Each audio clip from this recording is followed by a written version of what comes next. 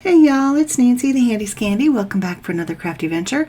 I know it's a little bit late, but let's jump into a non-traditional Valentine's Day card project. This is the sweet non-traditional Valentine's Day card we were going to make. However, technology gremlins, as they are, ate my footage, and this is all I have of that card.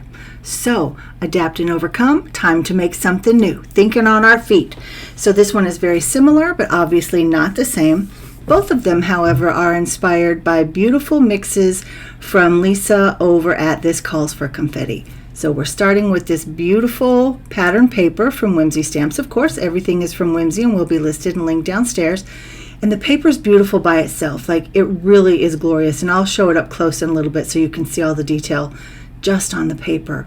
But I like a lot of layers, and I like pattern, and I like texture. So I'm using this beautiful shiplap stamp just for some mark making, using some inks from my stash. And now I have this sweet stencil. It is called Twinkle stencil, and I'm putting some glitter paste through that, and I'm going to set that aside to dry while we start working on the next piece, which is the sentiment. So I die cut the words "I love us" out of two different layers of the pattern paper with the Cutie ABC die set. Love this die set. I love this sentiment. And when you saw the card in the beginning. I started to say when you see the stamp. So it's these sweet penguins. I mean, sweet. Okay, we get it. They just are like little friends, and they're having a good time, and I love it. And if I was one of them, I would say, I love us. We're just sweet and we're cute. And so I thought that sentiment was perfect, and it could be for friends. It could be husband to a wife, wife to a husband, child to their parents. I don't know. In any way you wanted to use this card. But I call it non-traditional because it doesn't evoke Valentine's, right? When you look at this, it just looks like fun, maybe some winter whimsy, as it were. But yeah, so non-traditional. But really, I've said before that you can make any image into whatever occasion you want it for, just depending on how you color it and how you use it. So using my Caron Brush Marker Pros, using my this is actually a tempered cutting board that I use for my work surface, but using it as my paint palette, and I just scribble out the pigments, and I dip it in water, and then I just go to town. So again, you can see that I have the Blurry Flurries 1 mix up there in the left corner, and that is where I'm drawing my color palette from. There's some soft pinks and some violets and some lilacs and even some deeper purpley blues. So just coloring it up right here. Now when I'm doing their fur, so I'm laying down some water that has just a little bit of pigment in it, but then I go back in and I touch that marker just to the edge where the deepest, darkest colors would be. So similar to when you're Copic coloring or coloring with your alcohol ink markers, or just wanting to get those deep colors in the nooks and crannies, as it were. That's where I'm touching down that marker, and I'm just letting the water that's already on the paper just pull that pigment out. And when it doesn't move the way I want it to, I just add a touch more water, and I just jiggle it around a little bit with my paintbrush. Now, I did not tell you in the beginning that this is Bristol Smooth paper, and I have to say, for these markers, this is really the only paper that I have success with on these markers.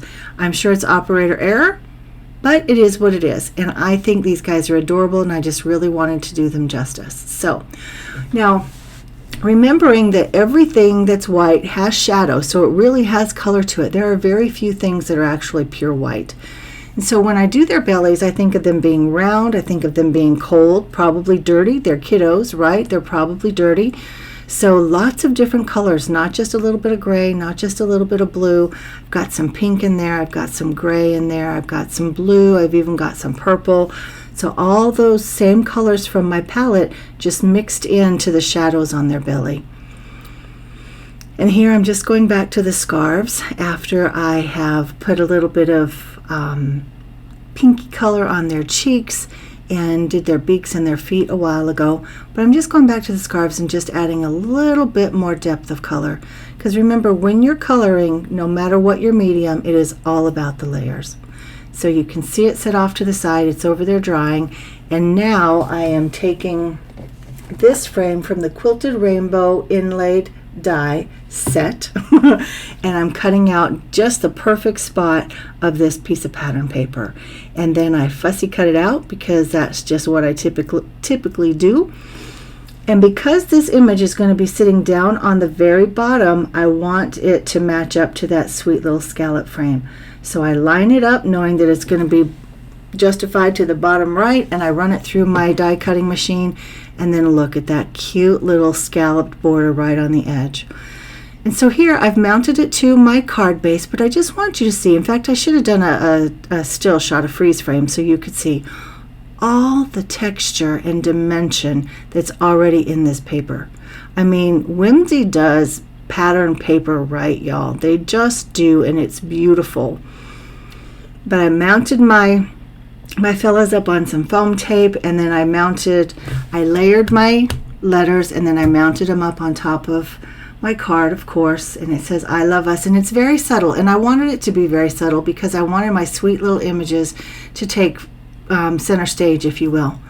Now I am using both of these sets of confetti. I wanted to say sequins. No, they're confetti from Lisa over at This Calls for Confetti, because I wanted some of those deeper, richer purpley blues from the Over the Moon with Emma mix. So I'm using both, and you can see that I've got some dragées there in between those two top guys.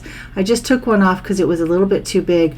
I wanted them to feel like they were snowballs, right? Like they were maybe throwing snowballs back and forth, and now they're losing their balance and everything's falling. The snowballs are in the air, about to come crashing down, but they are having a good time, and they are loving life, and they are loving Valentine's Day, and they are loving their relationship together. I love us.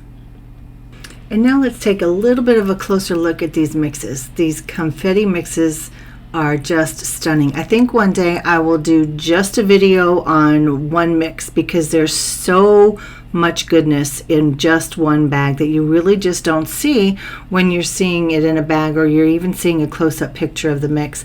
They're beautiful, they're glorious. So as we're about to wrap up, here is the Adapt and Overcome version of our non-traditional Valentine's Day card. See the snowballs in the air? You see them?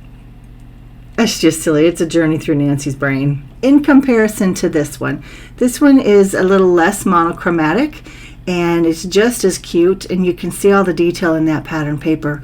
But this is actually our bonus card. I'm sure you were thinking that the one I had to remake was the bonus, but no, this is the bonus. It is once again inspired by the confetti mixes, and it's using that same stamp set, and you can see all the different Whimsy products that I have used on that card as well, and I'll have everything listed and linked downstairs.